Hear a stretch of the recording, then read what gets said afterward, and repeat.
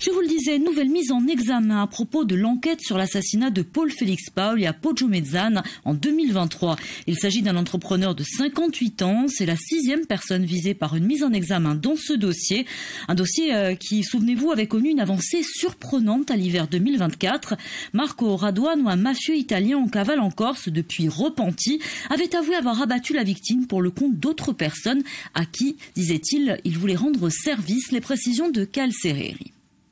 L'enquête se poursuit et progresse dans le dossier de l'assassinat de Paul Félix Paoli, tué dans la nuit du 23 au 24 août 2023 à Poggiomezzane devant le restaurant La Caravelle dont il était le gérant.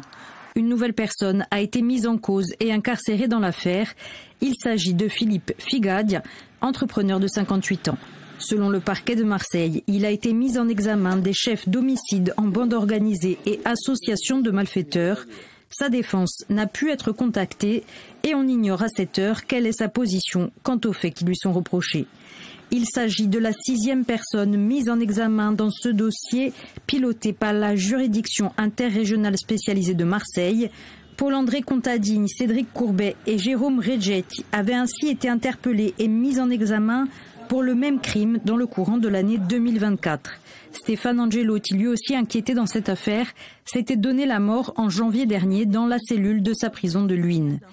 En juillet 2025, Stéphane Martelli avait été mis en examen pour le seul délit connexe d'association de malfaiteurs et laissé libre sous contrôle judiciaire. L'enquête sur l'assassinat de Paul Félix Paoli avait connu une avancée surprenante en février 2024 à la faveur de l'arrestation d'un mafieux italien en cavale en Corse.